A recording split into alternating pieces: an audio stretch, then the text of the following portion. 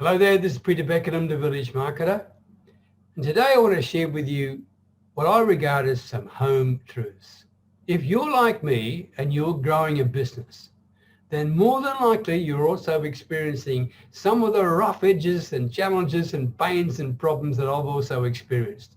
And if you are right now, that could lead to you struggling to do things that you actually could easily avoid if you only knew how.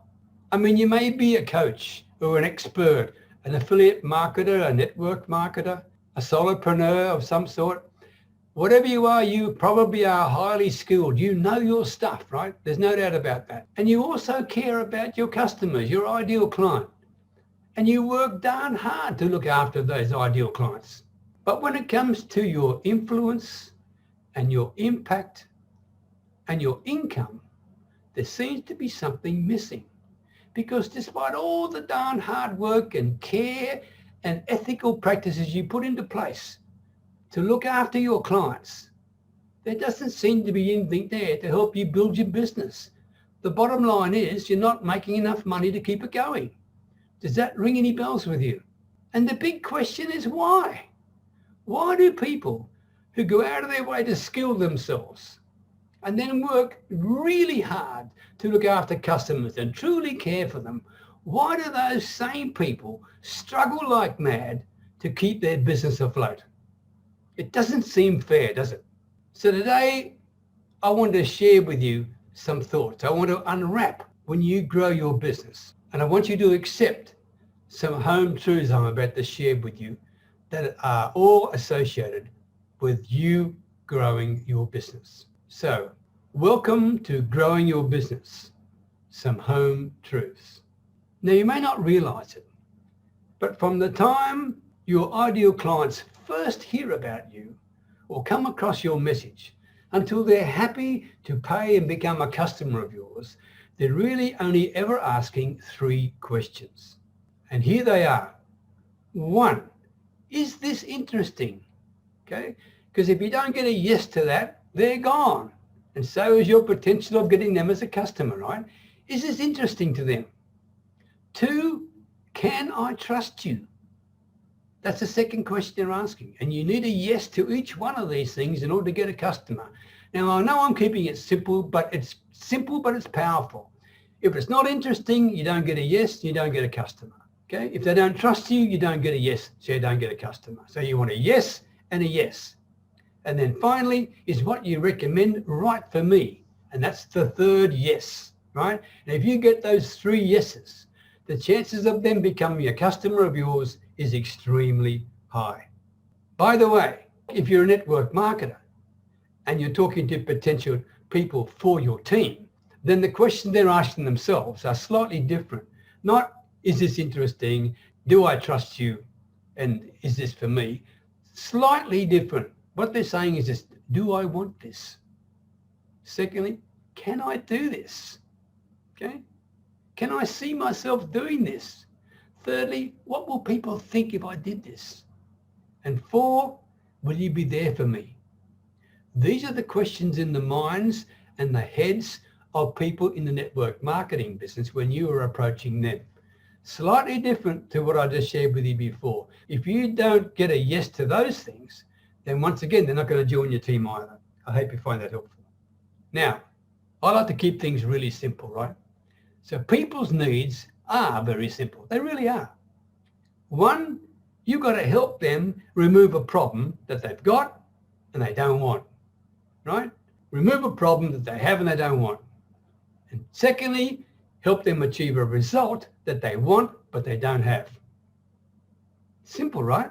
But very powerful. Now, once you know that, okay, and you know what they are, then you can create very simple but compelling messages. And these messages have got to be attention-grabbing messages. Otherwise, you're not going to get their interest, right, as I alluded to before. And these messages that you create are going to be based on the removing the problem that they have and they don't want, or achieving the result they want and they don't have. If you can create simple, compelling messages on those 2 things, then you will be in a really good position to get people coming to you and they're being interested and building trust with you. And you're getting some yeses, and that's what you want, right? Another aspect of creating compelling messages is in a lead magnet. Now, I'm alluding here to the fact that you need to be building an email list. Everybody who's running an online business these days needs to try to work on building an email list. And you need a lead magnet to encourage people to share with you their name and address. But the lead magnet has got to be a free offer that they just can't resist. Not just any old ebook, for example, right? It's got to be a free offer they can't resist based on their problems, right? The problems they've got or the desired results they're looking for, or both. If you can put those both together, then people will be thinking, wow, that's what I need. And they'll become a member of your email list. Now, the objectives of a lead magnet are very simple, right? It's not to solve all their problems at all. The objectives of a lead magnet when it's constructed based on the knowledge of people's problems and desires, one is to help them begin to solve their problem, and two, to help them begin to get their result. That's it, nothing more than that. Then, as they join your list and you build relationships with them, or maybe you invite them to join a social media community, a Facebook group, or whatever it may be, then you need to build more and more trust with them. And you'll get to this point, how to empower them to decide, is what you recommend right for me, right? Remember what I said earlier, is it interesting, is it trust, and is it for me? You have to allow them to make that decision. You don't try to convince them to make that decision. In other words, you need to be able to be very good with sales conversations. Sales conversations are where you are putting the other person as a center of attention. You are not there to sell anything. You are there to serve them. You are there to help them. You are there to get them to clarify what are their basic problems. What are their biggest problems? What are their biggest desires? And you help them clarify that. So sales is not getting someone to do something they may not want to do. You do not try to convince people. You don't try to persuade people, right? That's last century stuff. Sales is leadership. Sales is serving people. And if you get that mindset right, then you have a completely different approach to sales. Because when you think this way, sales is one of the most valuable things you can offer people, right? You're helping them to clarify what's important to them and then providing a solution to that thing that's been bothering them. I mean, what better thing can you have? Now, the outcome of a sales conversation is to make it easier for them to say yes rather than no. Let me put it another way to you. The outcome of a really good sales conversation is to enable the prospect to make the best buying decision for themselves in a way that they feel comfortable with. So you haven't pushed at all. You've just guided and helped them come to a decision that they think is the best thing for them. So make it easier for them to say yes rather than no. I hope you're starting to see that sales and sales conversations are a powerful thing that you need to get your head around. So once you start doing that, things will go smoothly, right? You're getting some sales, you're getting new customers, things are looking up. Wow, this is really good. Then, oops, all of a sudden, the number of conversations you're having starts to fall. And oops, the number of new customers you're getting starts to fall. And your cash flow slows down, or heaven forbid, stops altogether. And those self-doubts start to creep in. Let me share this with you. This happens to all of us. Every single one of us goes through this. It's not unique to you. And when you hit the wall like that, these are the three doubts that you've got. Okay, and I want to share with you because they're coming from my heart to yours. One, you're thinking, oh, am I doing the right thing? Two, am I doing it right? And three, why isn't this working for me? Those three doubts, right, will be there in perpetuity for you. They'll keep coming back to you because you keep hitting the wall. You need to understand and accept that fact, all right? So you think when you've got those doubts, oh, there must be something else. There must be something missing. After all, I'm working hard. I've got good skills. I really care for my customers, but I'm going broke. So there must be something missing.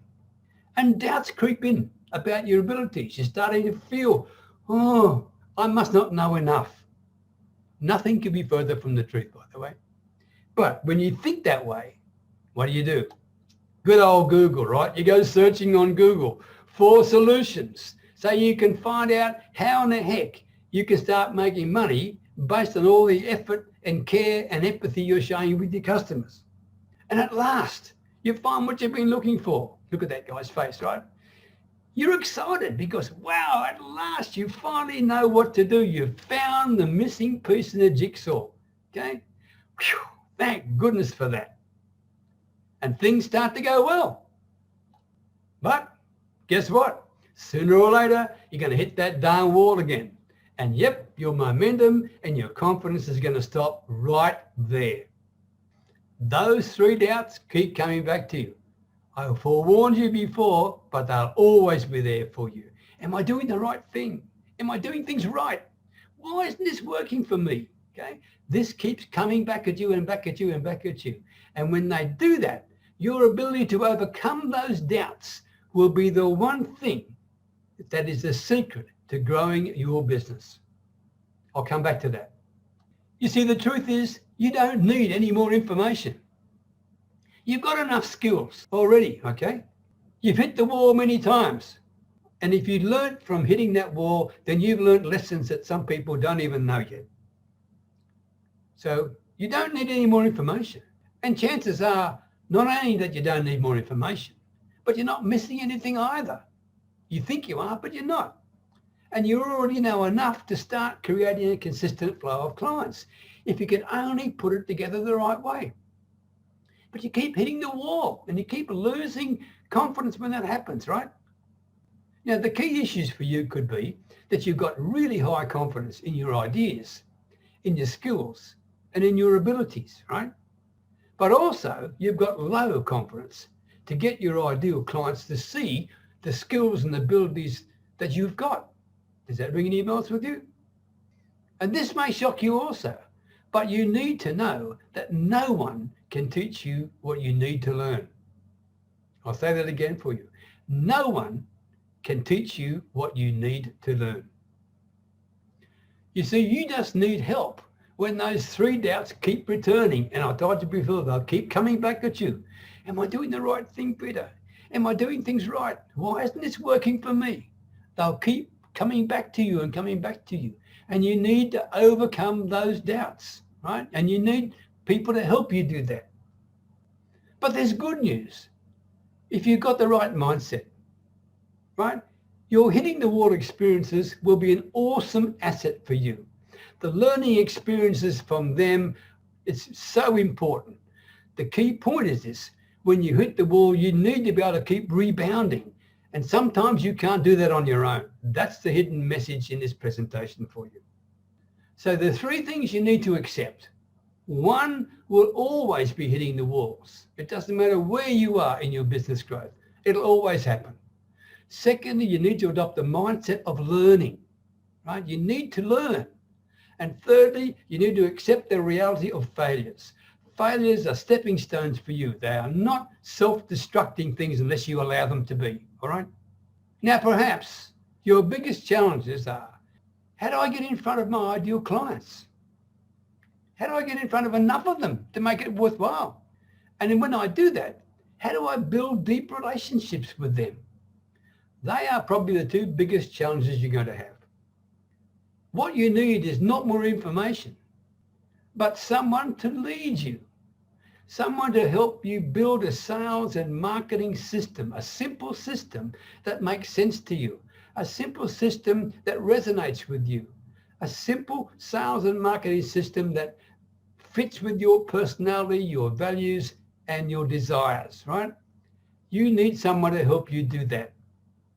Or maybe a coach who could help you rebound from the walls and learn from the rebounding experiences and be there to pick you up, to help you increase your influence, to help increase your impact, to help increase your income. That could be an option you need as well. Whatever it is, let me finish this way. There on the screen is a link, peterbeckenham.com/discovery. I warmly invite you to take that link and book a call so you and I can have a 15-minute laser-focused complimentary coaching session so together we can sort out your number one sales challenge. Thank you for listening and thank you for watching, and I hope you found this presentation beneficial. Look forward to talking to you soon. Bye for now.